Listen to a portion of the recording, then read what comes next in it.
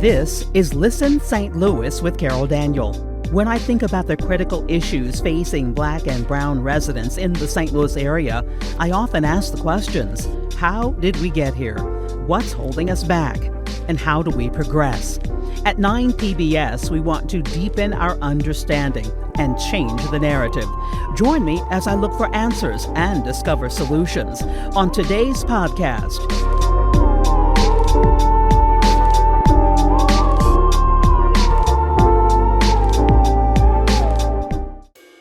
There are few educators and policymakers who can say they are also ordained ministers and philosophers. Dr. Art McCoy is one of the few, a champion of children and a nationally recognized educator. In 2010, at the age of 33, he became the youngest and first African-American superintendent of the Ferguson-Florissant School District. As superintendent in the Jennings School District, he helped lead the classes of 2017 and 2018 to 100% graduation and career and college placement, despite higher than average poverty rates. He's the perfect person to explore how we improve education for Black and Brown children and their parents. My guest today is Dr. Art McCoy. Listen, St. Louis with Carol Daniel is supported in part by Midwest Bank Center and the Betsy and Thomas Patterson Foundation. Welcome back to another episode of Listen St. Louis with Carol Daniel. Thank you so much for joining me again. We have more great conversations for you coming in 2024, so do stay tuned. But first of all, subscribe. That way you will get information and specific content just for our subscribers. And do share this podcast with others you know would benefit from it, because I know you do know some people who will want to hear what you're listening to right here on Listen St. Louis with Carol Daniel. And leave me a comment. Let me know what moved you. If you even have some words of wisdom or you would like us to tackle a certain topic, let me know. I'll get on it for you. Well, I was doing research and then I just stopped because my next guest, you, my friend, somebody that I know, I followed your career as so many have, Dr. Art McCoy, welcome to Listen St. Louis. Thank you so much. It's a pleasure always to be with you, Carol, and to share some things with the people, our beloved community. I almost want to tear these pages up and just start fresh. But when you became the youngest superintendent of Ferguson-Florissant, you were just 33 years old. Yes, it was amazing. I mean, I actually arrived there at like 30 years of age, and the superintendent at that time says, "I can see you being the superintendent." And I quickly became like the deputy superintendent immediately, and then walked into the superintendency like 3 years after that role of assistant soup, and the rest was history. Just with doors opening from the Harvard Pathways to Prosperity grant from the governor that gave me some awareness about workforce development, and doing even healthcare centers at McClure High School for athletics and athletes at that time, and then expanding it broader, and just many other things. So, yeah, it's a pleasure to serve. It's been a blessing. You then went to Jennings? I then took a quick stint working with in the U.S. House and the Missouri House, doing some education policy work and some innovation at the time, the I-3 grants, the Innovation 3 grants of the government, and then which took me to California for about a quick minute. I would say about 6 months to a year, really, of work. And then Jennings called and said, "We need you back. We need to come on back." And of course, Jennings has about a third of Ferguson within it, and then all of the city of Jennings, and a tip of the city of St. Louis within that 63136 zip code. And so I came back. I said yes to the call, because you can never say no to home. And, right. And God blessed it. And when you took over Jennings, the prior superintendent, she had been the history maker herself. That's right. She was called to Topeka, Kansas, right, where the Brown v. Board decision was made. And so that was an amazing historic thing, where she was the first African-American female superintendent of that historic district. So, her and I followed each other quite a bit through our careers, because she also was a young principal in the city of St. Louis. She then went to Rockwood and became the first Black assistant superintendent. And then I followed after her in Rockwood School District, being the first African-American assistant superintendent in person on the cabinet of the superintendent's cabinet. And then that kind of 1-2 punch continued again in Jennings School District, where she left and then I came. I feel like that was one of the first times that we all as a public heard wraparound services. Yeah. Yeah. Because there was, I believe, a house built or bought for students who were without homes, Yep, permanent housing. That's right. Washers and dryers in schools. People had correct. never heard of that That's before correct. her and you. That's right. That's Pantries in schools. That's We had never exact- heard of that before the two of you. That's exactly right. So yeah, so by the time I was coming to Jennings, which was March, it was the beginning of the opening of our first Hope House, and that was a house that she had flipped in the community to being from a condemned home to something for youth. And then I got to hire the Hope House parent, who would be like a foster care parent, and help make things happen, because we got our first sets of students shortly after I basically arrived into Jennings. And then we expanded and did a second Hope House about 3 years later, and even other shelters, helped the city of St. Louis to have a model to do the same, along with a few churches and places like Friendly Temple and so forth, to just share that model of taking condemned houses and making them houses of hope. We also did grocery store food hubs. So we partnered with Monsanto Bear, and Operation Food Search, and really placed grocery store hubs into our schools, so that when kids came to schools, parents could come with grocery bags and get free groceries upon arrival.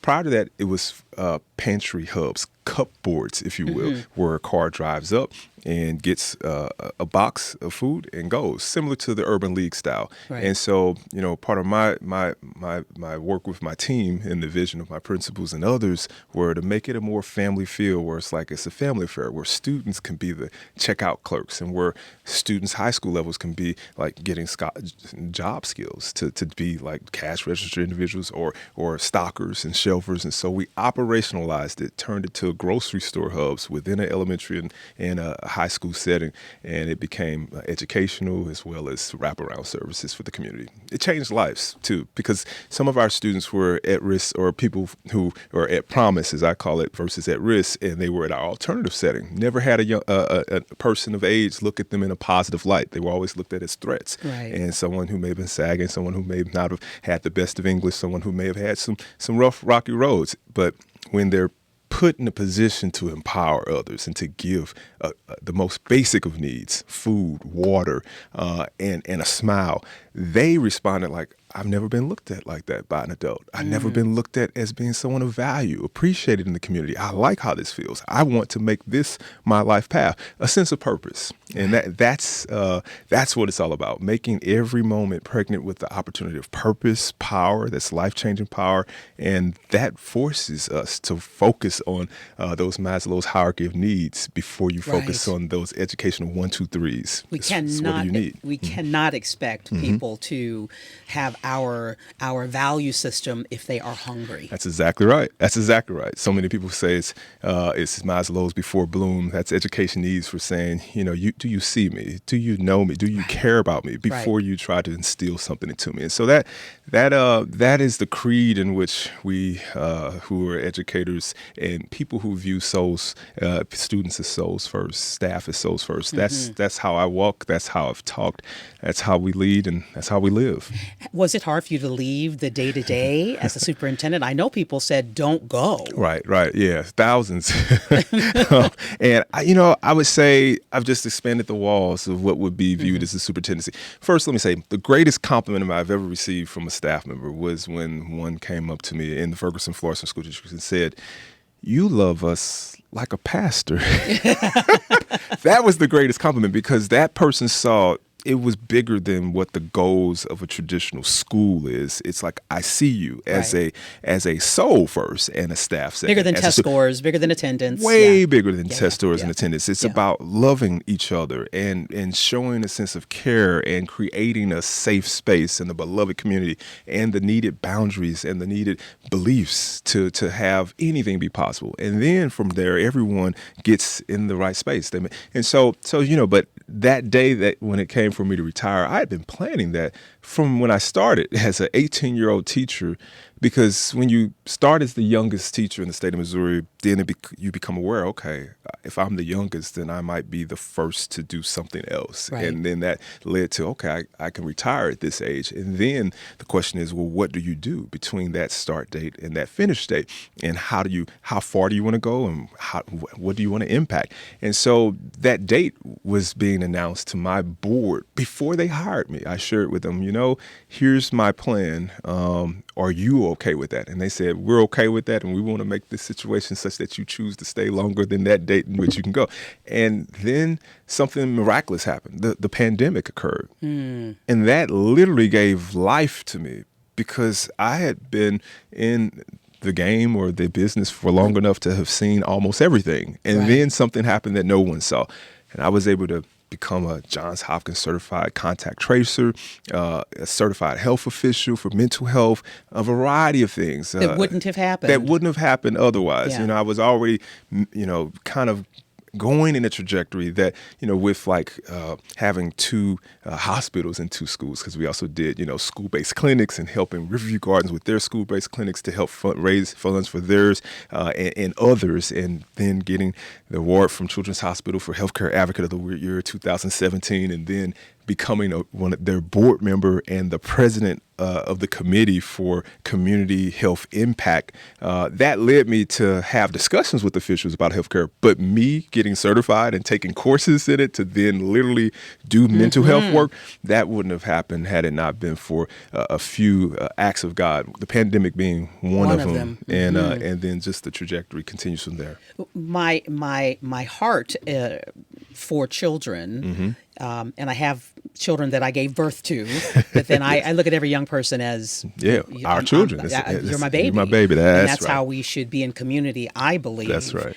And so my heart is that every single one of you can learn. That's right. But there is I would call it an insidious attitude that Black parents don't care about education. I actually heard that on the radio once, someone say that, and that Black children can't learn. It's not true, but but we look at test scores, we look at literacy rates, and some of them are very disappointing and frightening even, because what happens to a child. My sister-in-law is a retired teacher, 37 years as an educator. She tutors now, and as the pandemic was ending, she had one child who came in kindergarten, 5 years old, did not know her alphabet at all. Could not identify the letters at all. Right. 6 years old, I shouldn't say 6 years old. And so that tells us that during the pandemic, she wasn't getting anything, any input. How do we engage parents and speak to the notion that for those who do think Black parents don't care about education, Black kids cannot learn? Yeah, definitely. Well, I want to first acknowledge that everything you said are realities in our society that we have to really address head on, because even though it may be stated, it's not always true. It's not always consistent. It's not always the case. And so I'm living proof as a leader of a system that was 98% African-American and 100% graduation for 5 of my 6 years and 97% for one of the others, knowing that because one child went to jail for a criminal act, and you have to withdraw in order to enroll in the penal education system, and we couldn't retrieve them. And I went and visited the jail cell and said, I wish you were mine, because A, you need to get a diploma, and B, you've messed up something for not me, but for the entire community to hang their hats on to say that this is who we are. Our zip code doesn't define us. We are sufficient, and we are capable and able. And not only 100% graduation, because that's like a floor. It's like 100% either careers, you're going to work, or you're going to college. Right. And that's been something before. In Ferguson, Florissant, that was a theme, and Jennings is a theme, and we accomplished it. In Ferguson, Florissant, we got 3 times the best place to educate a child, the Parent Award, where parents vote on the best place to learn. And we were that during my times in Ferguson, Florissant as leaders. So I'm living proof in the communities that I've served as a leader that those stigmas aren't true. Here's part of the issue. Part of the issue is what counts as knowledge does not include the Black experience most often in school districts. What counts as knowledge? When you break it down to the 75 content standards of the state of Missouri that's tested on a state test, very few of those things include cultural knowledge, community knowledge, and also generational knowledge that counts as knowledge to the communities that ultimately bring a great amount of that to the table versus the traditional reading, writing, arithmetic kind of knowledge that's being tested. Then you add a pandemic on top of it. And I would challenge everyone, just like I did the commissioner and other educators. When a person says, do I come to school and risk death, or do I not come to school or go to work in order to have food, but at the same time, now that I can, because school is closed effectively for some of the pandemic, and then virtual for other parts, and then children made decisions to not come to school and go to work, to not come to school and do like social media learning, YouTube learning, e-course learning before schools had it established. And so that Maslow's hierarchy of need that we talked about with the wraparound services being food and shelter, and then belonging, and then a sense of purpose, and then like self-actualization. But first, those basic needs, the pandemic made that count first. Basic needs of food, safety, shelter overrode everything else. So why show up when I cannot show up, get money, get learning, and so forth? So I think that we had an opportunity as educators to then, as educators, there's a list of like the art of knowledge, what counts as knowledge. And it starts real simple with like comprehension. Do you understand what we're talking about? Like this is my phone number. And then can you repeat that? Or here are the counting numbers. Can you repeat that? After comprehension, then there becomes like application. You do it yourself, apply it to your life. Then after that, evaluation, like evaluate, is this the time to do it, when to do it, and then synthesize it a little bit, change it to what you need. Well, the pandemic made us jump from comprehension to immediately evaluation. Ought I do this? Make a judgment. Ought I show up?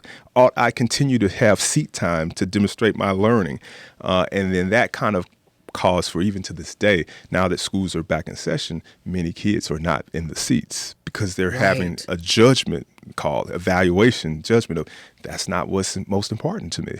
And so then the question is, as education, how can we make this the most important place? And if you do that holistic wraparound approach, where when you show up to this school setting, you get access to food, grocery store hubs, free food at that. You get access to purpose. You can be the worker of this. You can find a career pathway. You get access to healthcare, school-based health clinics where you can have minor surgeries to major health advice, and all in the school setting with real MDs, or even a career path to be an assistant to the MD and go on the medical track to become a physician or a nurse.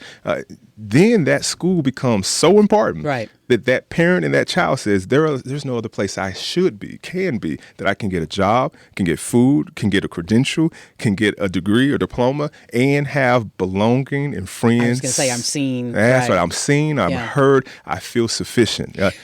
So you have completely reordered. That's right. You've completely reordered the educational experience. Yeah, that was key to that level of success. Literally wrapping the person to be the focus of every part of the entity called education in the school setting, rearranging it all, reconstructing education. And it is a spiritual thing as well, I know.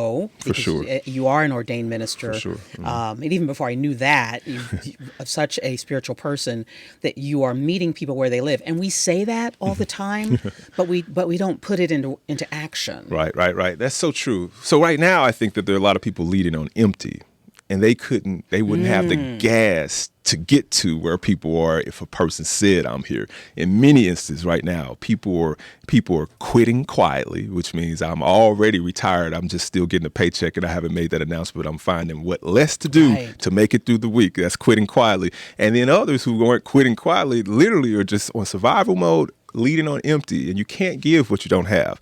And so when they are bombarded with what the research calls secondary trauma coming into their door every day, when a person comes with an ACE, an adverse childhood experience of neglect, drugs, sex abuse, and so forth, and then that person's empty already or has some of that in their own personal sphere, it's become taxing and really difficult for some leaders to lean in to the situation and say, what can I create that makes tomorrow a better day than today?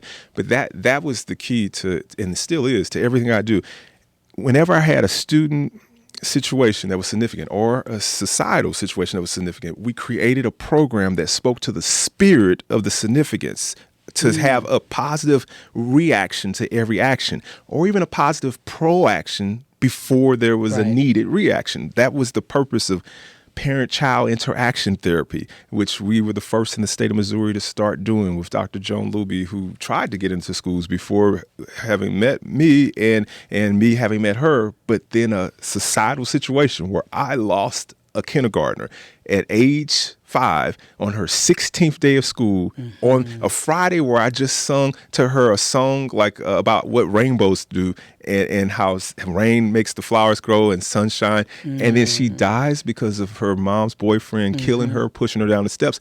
We needed something, and my soul was searching for something, and for that school, for that community, and for that situation, more importantly, so that it would never happen again, and to honor her legacy, albeit 5 years of age. It's going to live on forever in a positive way if I had anything to do with it.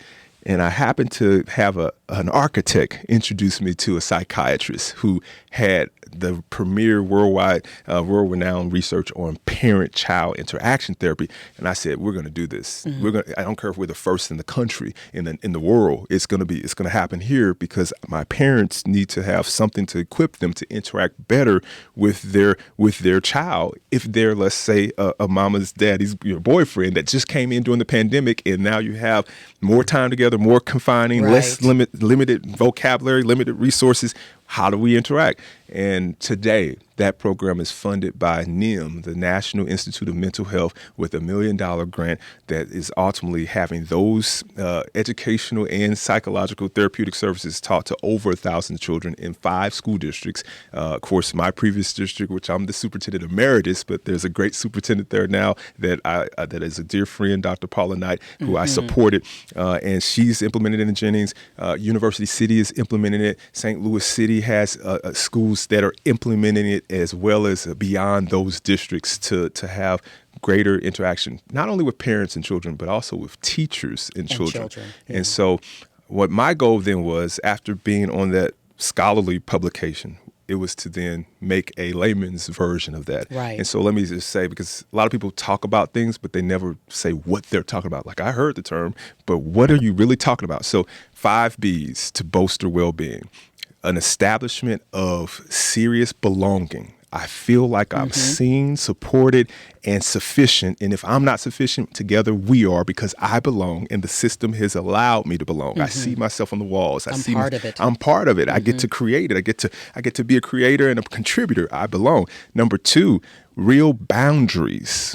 Children need to know where the limit is. Yes, they do. And they appreciate that. As much as they may say, oh, why are you telling me? They then know how to play the game, because they know how far to go and how far not to go, and what consequence there is if they go too far. And they believe that you love them by giving them a boundary. That's right. That's right. A lack of boundary is a lack of love, because it's ultimately that you don't care enough to even give me guidance, to show me the way, or to show me at least how far or what not to do. So boundaries are important. And then, of course, boundaries including personal space and things of that nature, which is essential. Physical boundaries, mental boundaries, health boundaries, as well as like intellectual boundaries, cognitive boundaries. Don't go above the age-appropriate level of exposure to content, which is essential now. The internet is everything that one can know in a lifetime on our gadgets that phone, all of us have in our pockets. More knowledge than people had in a lifetime just 100 years ago.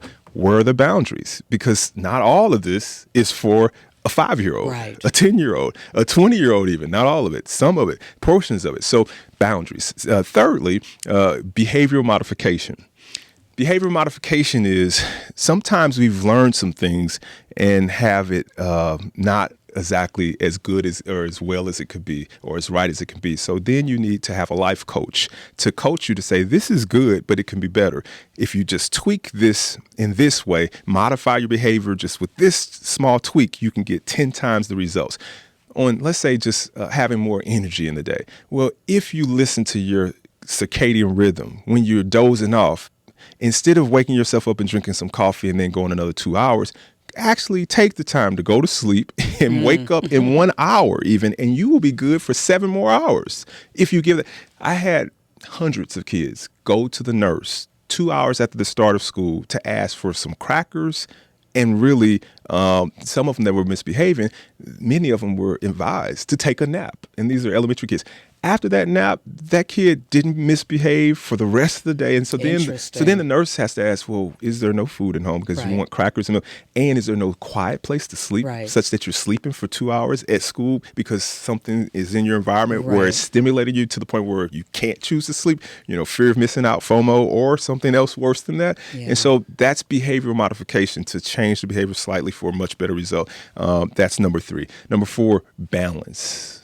All things in moderation, nothing in extremes is the general way for overall healthiness. Anything that's an extreme will hurt you in the end. If you're working too hard, if you're playing too hard, if you're eating too much, if you're not eating enough, any extreme will ultimately be the demise of your ideal set of performance, ideal potential, and peak performance and peak outcomes. So making sure that there's balance in your life, mental balance, have a good book for the mind, a good song for your spirit, a good physical activity for your physique and your heart, and ultimately learn how to meditate, learn to be okay with stillness and quiet, that balance versus inundated with things all the time. So that's balance. And then lastly, the most important one, belief system, your belief system. Many of us are defeated before we open our mouth. Many of us are defeated before we walk into the door because we have believed something that is not true, not right, not good, not virtuous. And it becomes true because we believe it. Right. Whatever we focus on gets bigger. And so we have to enthuse ourselves, but really instill in our heart a belief system that today is okay, but tomorrow is going to be an even better day. And that if I am bonded with a group of people, I can have a bigger belonging, a bigger goal, a bigger vision, a bigger outcome, a bold lifestyle that's going to be just right for me and many others. But it's a belief system is something beyond yourself, not just you, but that the forces in my ecosystem are working together for my good, and I am contributing to its good. The lack of a belief system can create school systems where you have to end school because there's so many people that will take matters in their own hand and fight and cause for things to just be shut down. And God knows there are times where things need to be shut down. If it's not safe, if there's going to be an issue, then it's better to be safe than sorry and shut it down. But it's the belief of the person that causes them to choose that path that's not productive for them. And so we have to believe in something beyond that burden or that pain, that bad act, but ultimately shift it to something that's blessed and bountiful or bigger than ourselves, and knowing that we're collective. So, if I'm speaking clinically, what I just described is like the ABCDE model of therapy. If adversity comes your way or some accident that causes for an incident, then you have to look at the B, the belief system, and look at, like some of this behavior, but also C for consequences, D for suspension or disposition of beliefs, like changing harmful beliefs, so suspending it, deposing it, and then E, empowerment, which could otherwise be said in a way of saying, look for a new effect, have a new effect, a treatment, something that changes your course and modifies to get a better outcome.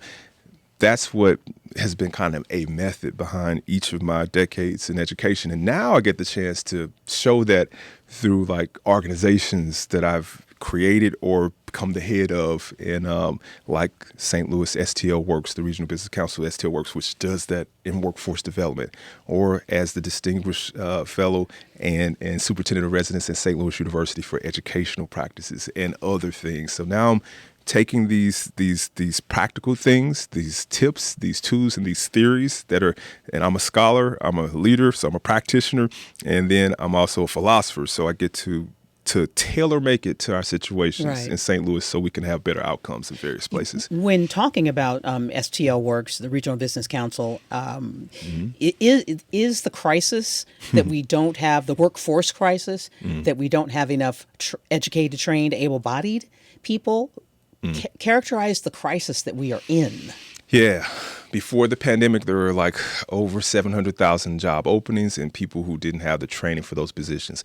Since the pandemic, you can multiply that times 10. Like there's millions of opportunities right here in Missouri for sure. There's hundreds of thousands in St. Louis. For instance, BJC alone, Children's Hospital alone has thousands of openings. BJC has 5,000 openings that I'm trying to help fill, and that's just one of the largest nonprofits in Missouri. But that's just one of hundreds of corporations who have like living wage paying jobs or more, jobs that are paying $40,000, $65,000, $70,000 or more that don't require a 4-year degree. So the need is tremendous. So then the question is, well, what is this about? Is this about access? Why don't the right people who are looking for jobs know about this? So that's one part of it. Like some people just don't know who to go to, where to go, and how to get just the application or even the training to be looked at seriously. Beyond access, then there is an upskill situation where no, you don't need a college degree.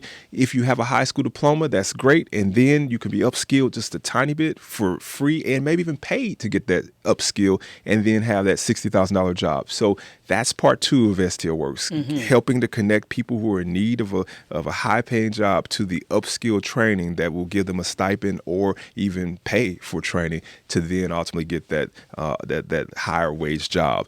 Beyond that, I would say the personal belief that I can do it. This is for me. I can be a maker, a creator, a coder. So when I say a maker, a construction worker of any trade, to build infrastructure, houses, highways, corporations, to work on the steel, to work on the lumber, to work on the planning, the blueprinting, all that is part of that creating side of construction / advanced manufacturing. That's machinery.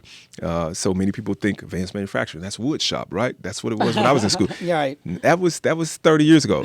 Today, think George Jetsons. Like it's machinery. It's to make the stuff that makes the stuff. That's exactly right. So literally. So like if you got machines making cars with car parts, then you're the one, the technician repairing that machine, knowing how that machine should start, stop, finish, and be maintained. So it's the person that makes the stuff that makes the stuff. That's advanced manufacturing, which we have thousands of opportunities in that. Healthcare. We don't have enough healthcare workers. So at all. Not at all. And almost all of the healthcare institutions, SSM, Mercy, BJC, will give tuition. They will give some type of scholarship, if not a full ride. In the case of BJC, is paying for full rides for people who choose to go into nursing. Nursing is multi-pronged. It's not just RNs. It's certified nurses assistants. So which requires only a 6-month course. Then there's a step above that where it's a licensed registered nurse, which requires maybe a 1 year to 2 year of courses. And then there's your RN. And so it's staffing. It's staffing for credentials that are stackable credentials that literally the CAN, the certified nurse assistant's role, you can get $40,000 job. Then the licensed nurse position, $60,000. Or an RN, you can literally make, like my niece, $200,000 a year as a nurse. Be a traveling nurse because there's not enough, and you travel to multiple institutions to fill in the openings, and then someone will pay you $200,000 a year to be a nurse. RN, bachelor's degree only. My goodness. And so that's. Yeah. And does do we then have to step back? For me, I'm stepping back to question literacy rates. And so now we're back to. That's true. I remember the story that you're talking about, the 5-year-old who was murdered. That's exactly right. We're talking that start in life so that we can then say at 18, 19 years old, you are prepared to walk into. Yeah. So my take on this has been different than many educators, but successful. I would go into schools in Ferguson, Florissant School District, and even in Rockwood School District in the 2000s, to elementary schools and tell kindergartners, for every kindergartner that can read on grade level by 3rd grade, you are more than just literate. You are a jail cell closer. Because 3rd grade test scores of reading literacy are used to actually determine how many cells to build in at least 7 states, and 4th grade test scores in other states. So if you're able to read and be literate by 3rd grade and your name shows up on the list as literate versus not literate, not only are you literate, which is great, but you have closed a jail cell, which has a family type of consequence, a For- community consequence Yes. for many, a family consequence for many if you've had a person in jail in your family, and of course a community consequence, and then a societal and national consequence, where that $62,000 or more to incarcerate a person is now able to be utilized for maybe a preschool program, maybe a park outside in some Yeah. community, and something other than incarceration. So this social aspect to why to be literate. Now, the other piece that I added to this literacy piece in all the places I worked at is the African American dynamic, that it was illegal for us to read at certain points. In our history in Missouri, we were created in 1823, and for a period of time before the Constitution was recreated, it was illegal for us under this constitutional law to be able to read, if you go back that far. And so I break down to elementary kids, middle school kids, well, why? Well, because knowledge is power. Well, why would power be stifled of that nature? Because people were being socially stratified to have only so much power to only do what they've been designated by society to Right. do. And in others, let's just be frank, women couldn't even own land at the time, Right. nor vote, and so forth. So it didn't matter whether you were black, white, or any otherwise. Power was focusing on white males over 21 land owning Owners. that would be able to have a certain amount of power, legislatively speaking, at that time. And then since then, a lot has changed. So, but the relevancy of the power has not changed. not one bit. Right. And so when a kid knows why you need to not just read, but read at a college level before you leave high school, the power that it brings to navigate and control your life, there's not a kid who wouldn't jump towards brick walls to read at high levels in all the systems I work in and beyond with that framework. Do we not still battle the cultural winds that I was told you sound white? You walk around with too many books. You think you're something. There is a cultural battle underway as well. Yeah, it's called intelligence sabotage. You're self-sabotaging those who sound intelligent, and that's one. I mean, piece of work that a few friends of mine have published that speaks about the self-sabotaging nature that poverty brings, and then you down those who are on that right track. I would say that's a small portion of the issue. I would say the bigger issue is exposure. If the reading level of the child's first teacher, which is their mother, is at a college level, then that kid's reading level will be at and push towards that level. Right. From before birth, when that Right. mother is like, I have a baby, and they start And singing to themselves and rocking. singing and reading, and yes. And that's black, white, Asian, or any other. The mother of the child is the greatest correlation to the power of the environment towards the anti-intelligence piece or the intelligence piece. And then it goes from there. I mean, in a home where a parent may not have graduated from high school, there are words to use to get your child to do what you want them to do. And they often have 3 letters or less. They're usually, and sometimes 4 letters, and they're not positive when they're the 4-letter Exactly. ones. And Yes. so, and that's not consistent with the Dosh words that every newspaper is built upon. That's the 3rd grade level or 6th grade level of English. And so ultimately it's environmental first, where your environment is surrounded with people who only know 500,000 words versus 6 million words. Speaking very scholarly in that sense, who goes around saying I only know 500,000 words, but that's what's happening in environments. Now, But we do know, I mean, in terms of when a black child goes to kindergarten, the average, and They're a white already child goes, behind. they're already behind. How many By words 200,000 words, they're already Exactly. at a deficit. And so you talked about focusing on, we talked about wraparound services for children, but now you're talking about Moms, that's and right. so we're talking about specifically about black women, black That's and right. brown mothers. That's right. How do we then engage them? If you're talking to kindergartners That's right. about being a jail closer, That's right. How do we engage mothers? That's right. Who are Right. going to set the literacy rates? That's exactly and be right. jail closers themselves. That's exactly right. Well, I can give you a perfect example. So one of the initiatives within the Regional Business Council that we partnered to create is the Legacy Center of St. Louis, which is in the 24-1 footprint in an old building called McKinley, which is a beautiful now restored building.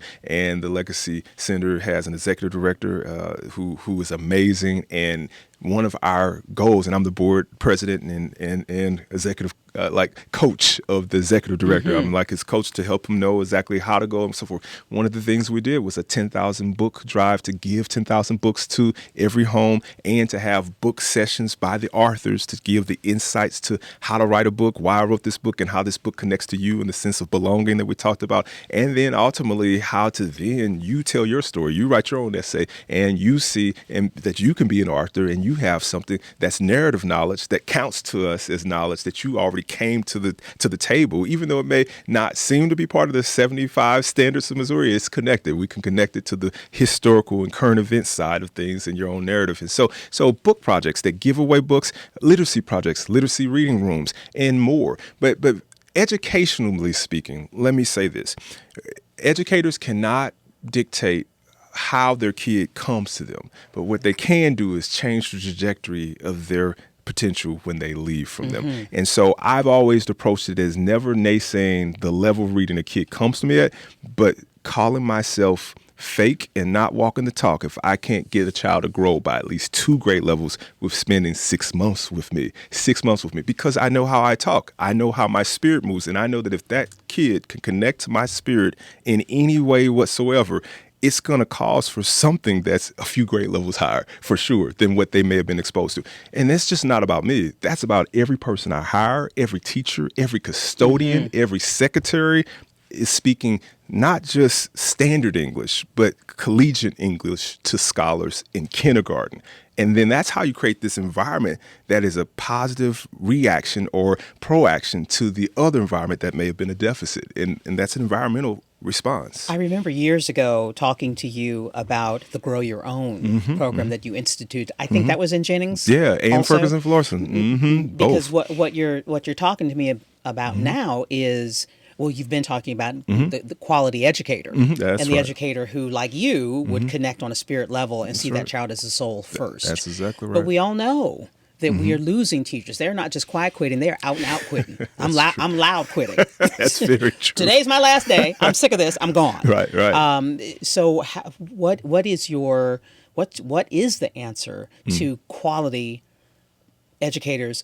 Particularly quality Black educators, because that matters. It does. It really does matter. I would say this: teachers are the ease of their work environment is greatly determined by their supervisor being the principal that is able to create an environment that in most cases can be structured and allow for the teacher to have the autonomy to know what counts most for their students and then to be empowered to do that, or the lack of autonomy and the scripted nature of things, and then no support for the bombardment of trauma that may come into the door, nor acknowledging the trauma that the person has in their own life. So that principle can create an environment that empowers both the teacher and the student and the parent to work in harmony towards all around the child and a child-centered approach, or the lack thereof. Part of the problem is that there's so many bureaucratic red tape procedures that are put in place from the top and then moving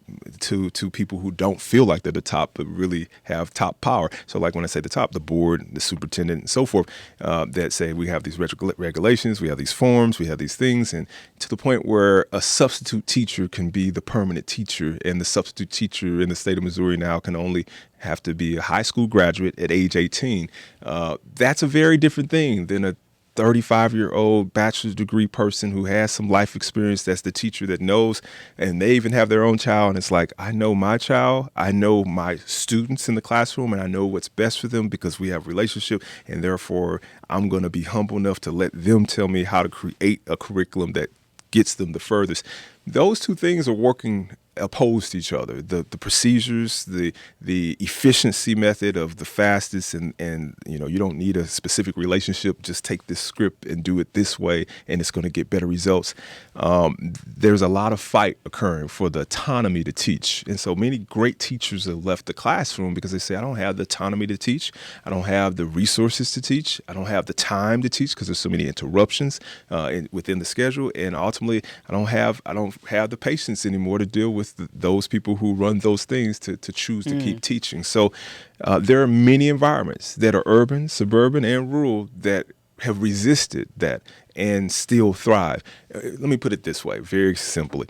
When I was in Rockwood, a plush, middle class, upper middle class environment, we didn't give a care about the state tests. We never even talked about it because we knew that if we didn't even teach the kids that we had 90% of them, they would still be proficient on the MAP tests, on the state test. Therefore, that wasn't our focus.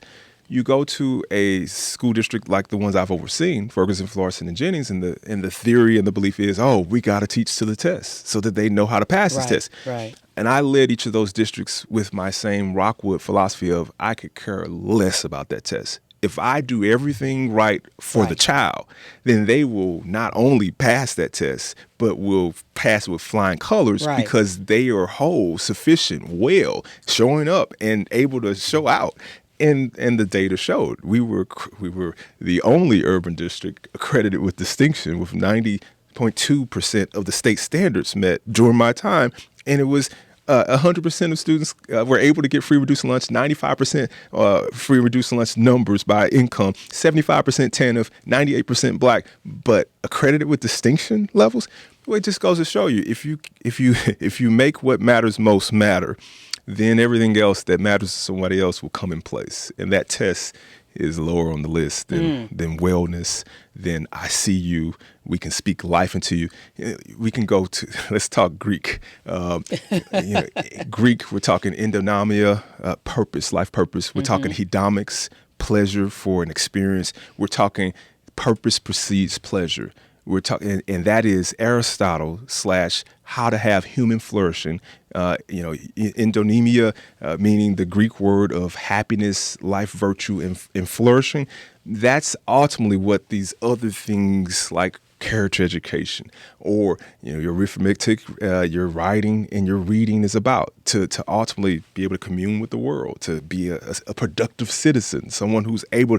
And so, frankly, if I focus on you being well, having life purpose, having belonging, and some sense of agency, and you're only 5 and 6, if I view you as a citizen today, and you can speak to me, and I'm the CEO of the organization, you can write to me, you don't have to protest. If you do, I will protest with you because what matters to you matters to me. If that's how I treat not just a child, but all my children, that test is small. It's a small matter. Small matter in comparisons. But we have watched. We have watched the headlines. We've watched the angst.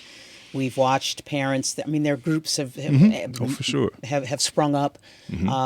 When you talk about character education, there are far too many out there who feel you might as well be talking about taking down democracy. Well, I try never to be controversial, but this will be controversial. There are many soulless places. And let me start with a few that I've attended. Harvard was one of the most soulless places I've ever experienced in my lifetime when I spent a year up there. And you're promised the world, and they can give you practically the world. If you have anything you want to learn, we'll create the course, fly the expert, and make it happen for you. But when you get there, the level of pride, ego, and entitlement is so high that who you are doesn't matter until you're that. And therefore, you can give us your money, but in order to become that, then you matter. That's soulless. And many of my Harvard colleagues will agree that are professors there, in addition to the alumni like myself. And then you work your way to places that are on survival mode where it takes every bit of their soul just to show up. And then they're like, feed me, give me some substance. But then those people in positions of power play by a set of rules that they didn't create that suck the soul out of their power as a teacher. That's the game that's occurring. And so we in the media focus on the test scores and the lack of this, but essentially it's a rigged game because the goal when those teachers show up, what they're being required to do, and superintendents and others, is to do something that almost eliminates the self in the process of learning. If I can insert the self into learning, The most important part of education, whether I'm quoting Malcolm X or Gandhi or quoting educators like Kant or Aristotle, they all know, let's speak it in Greek again, to know thyself. Plato is the highest form of education. And I go to that because if I were to quote Malcolm X, some people say, oh, well, he was him. But Aristotle and Plato, he was him. And if you go to the council of Greek councils and others, I can go there, but we don't have the time. To know thyself was number one. Right. Number two, the character within thyself, so that you can then internally have some substance to do something externally. Greater than yourself. Greater than yourself. That's right. That is what's missing when you can't speak of love in school. How can you talk of self? Because everyone wants to be loved. If you have challenges with speaking about virtue or right and wrong, or even accuracy of history of what happened and why it happened. Right, and to who. And to whom it happened. Now you're eliminating self once again. Oh, you're whitewashing self. And if in the end, if what you are calling school and we're calling school is so sanitized that it's not controversial, but we haven't talked about anything, right? Because we've eliminated all aspects of self individually, self communally, self societally, self corporately. We're soulless. Then we're soulless by definition. And so now, and in the midst of that, because we already, going into the pandemic, we knew we had a shortage of quality educators. That's right. Going into the pandemic. And you did mention quality principals. Going into the pandemic. And it is even worse now. So we have a soulless educational system. We are losing quality teachers. And you still have children yearning to be seen. That's right. That's right. Right. So let me say, just full disclaimer, there are many places that still maintain the soul of the substance of the thing, but there are many places that have eliminated it in order to succeed at games or at outcomes that have been forced on them. So, and that's the struggle. So what is happening in every social aspect of our systems, socially meaning education, healthcare, family, and even places of worship, church, mosques, temples, all of them are in desperate need of reconstruction. All of them are being reconstructed by those who have leaders that lead innovatively, or they are being made the evidence that reconstruction is way overdue because of the lack of things that are there that's causing for ruptures. We're in a societal point where the systems we have, they've been old, like the school systems that many people have, the Carnegie unit for how to get a credit, how to show that you've learned with the grade, with the report card, how to actually receive that learning, showing up to class and sitting in it. All those things were created in 1906 and 1909, the Committee of 10, the Carnegie unit from, Andrew Carnegie, who paid the money to have the people to establish those things in Boston and then beyond across the nation and so forth. So they're already more than 100 years old. Now we're under reconstruction to say, seat time isn't required. That sacred cow should go. Competency-based learning. If you come to the classroom with the level of knowledge already that exceeds what I'm about to teach, then you shouldn't have to go through this. You should go to the level that you're ready at, meet you where you are, having a pre-assessment to see where you are, and then trust it and value it and put you where you need to be. Stackable credentials, because it's not about the certificate. It's not about the ornament at the end of I got this degree. It's about the can I do this work? And if I can do this work, then you get that job, you get that paid internship, you get that opportunity and that access. So these are the reconstructive aspects of STL Works workforce development programs that's in healthcare, that are IT, happening. that are currently happening, that we have over 10,000 people who've benefited from in the last 2 years alone in healthcare, IT, advanced manufacturing, construction, as well as first responders. Students who are 19 getting paid $65,000 a year working at MasterCard, Bayer, Monsanto Bayer / Evernorth, which is Cigna, and other companies based off of IT training or based off of construction training with the CCDI program, which I was pleased to help create with Tom Seekhouse, which they funded, created, and made happen. And I was just a part of it, flew back from California to help create that. And there's so many other things I could mention that are training pathways for career pathways that literally can take you from a 17 or 18-year-old or a 35-year-old who says, I have a purpose now that I need to go in a direction. Who will fund it? Who will help me get there? Who will be my coach all along the way from entry to C-suite? And that is the best education. Sometimes I tell you, I watch TikTok, or my husband will show me a video, and we both will say, what has happened to the children? When I talk to you, though, it feels as if we are better off than we know. There are elements in which we are better off. There are pockets of grace, mercy, success, outcomes that are amazing and much better off.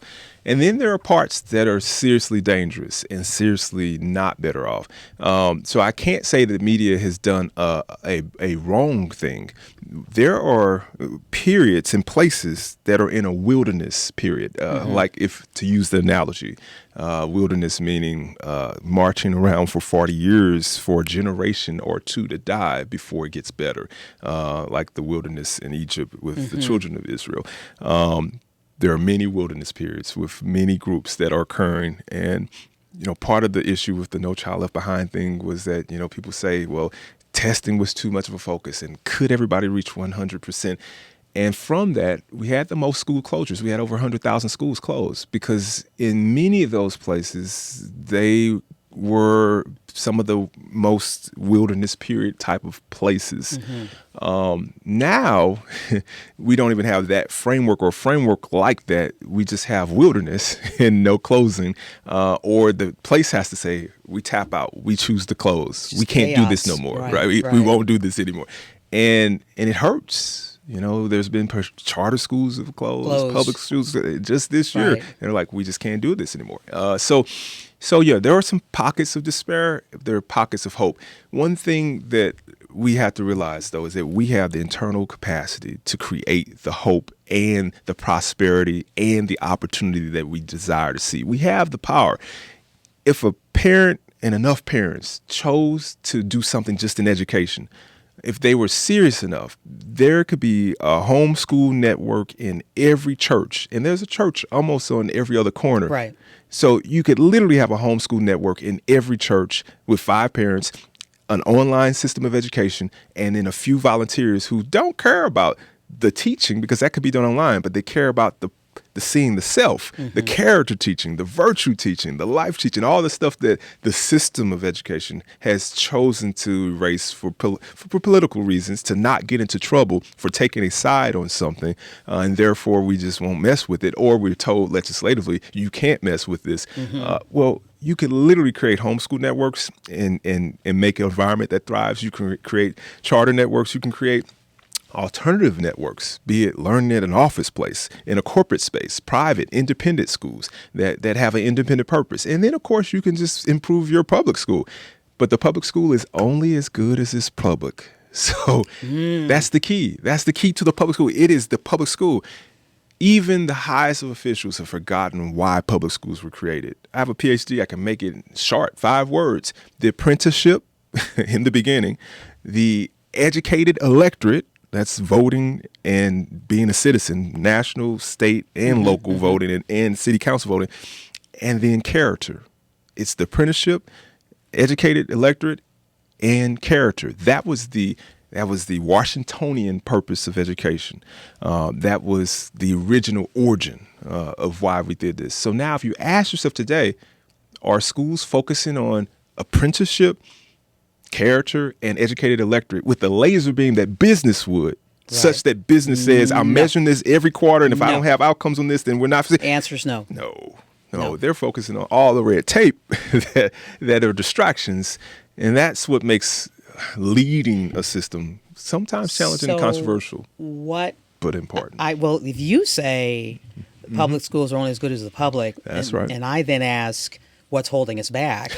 The answer then is the public. That's exactly right, for sure. Because as a leader, I have a choice if I'm in one of those seats to educate my public, to get the public aware of the power that they have, and then to say to the public, use me as a tool that gets your goal accomplished, and then all these other things that help them reconstruct the system to be what they need. That's one method. That takes a lot of spirit, energy, time, intelligence, understanding of both law and history and philosophy, and then like the practical, let's do it.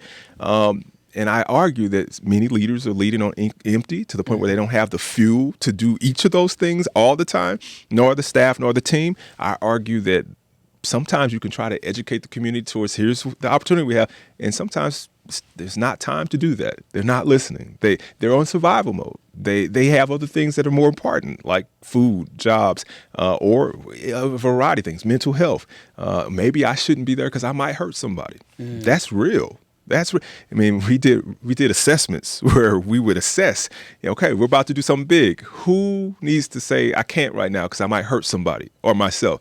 Well, then we will stop what we're doing to say, let us help you not hurt yourself or somebody else, because that's real, and that's it's more present now than it has been prior to the pandemic. 33% of African Americans are in a state of depression and anxiety and so forth, according to my Mental Health America board and advisor role nationally that helped create the suicide hotline that gets over 6 million calls a year, over 18 to 20,000 a day. That means the whole school district with the size of the city of St. Louis is calling that number every day to say, help me.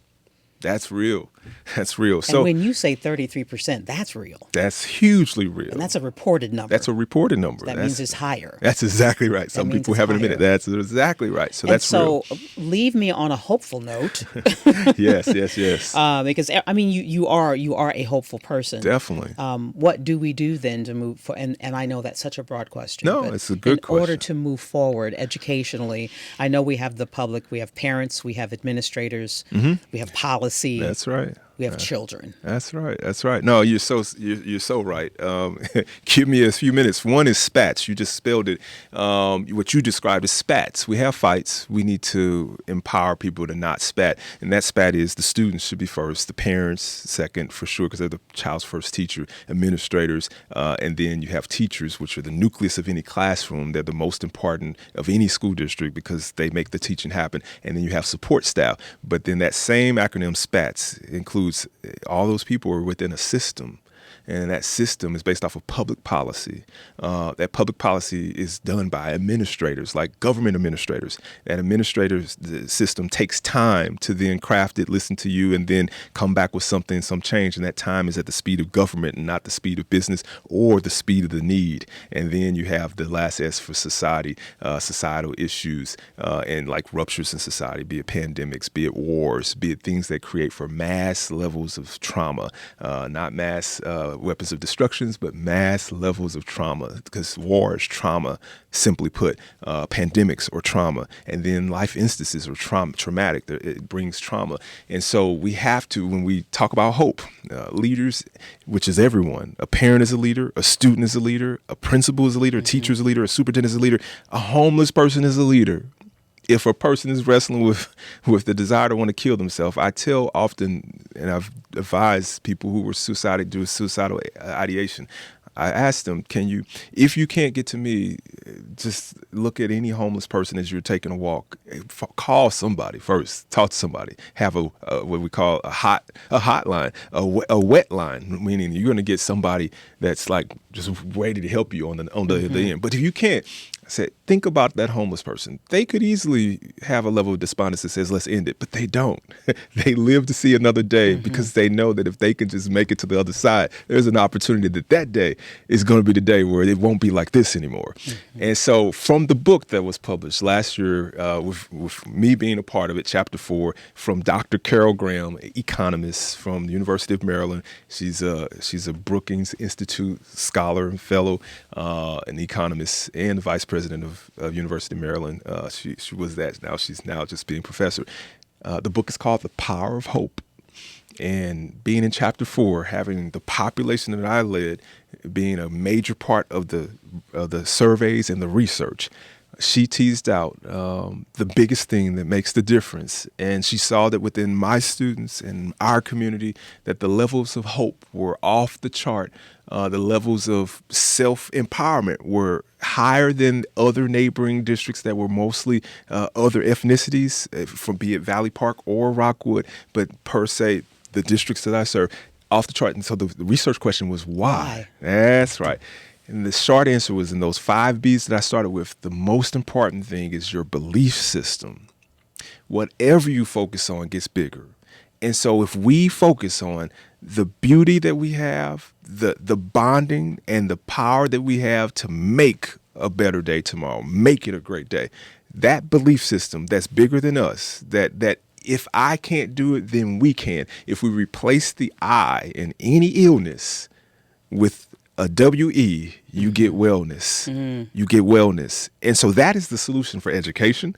That's the solution for places of worship, church, mosque, and temple. It's the solution for healthcare, replacing the I that is really genuinely in some cases ill with a communal aspect of we, that together, yes, we can do this. That in and of itself takes a belief system that then brings in all the other things that make the antidote to our illness. It makes the solution possible. And so now that I'm liberated to be a superintendent emeritus and a social entrepreneur, I get to literally go into any setting and help guide them by the hand on how to make their any situation, but if it's an ill one, from an I to a we. That's the key. We are so fortunate to have you Yeah. still in our midst in St. Louis. It's a blessing to be able to serve. Thank you for all that you do and for your words of wisdom and your insight. Thank you. Oh, I feel the same way about you, Carol. Your whole legacy and your powerful mission and your ministry is it's untouchable, but it's brilliant, and it gives us energy, hope, life. The very fact that you bring to people, countless people that can bring help, hope, insight, it just helps us make tomorrow a much better day. So thank you. Thank you. That is our goal here at Listen St. Louis with Carol Daniel. Dr. Art McCoy, thank you. And thank you for joining us for another episode of Listen St. Louis with Carol Daniel. We'll be back with more.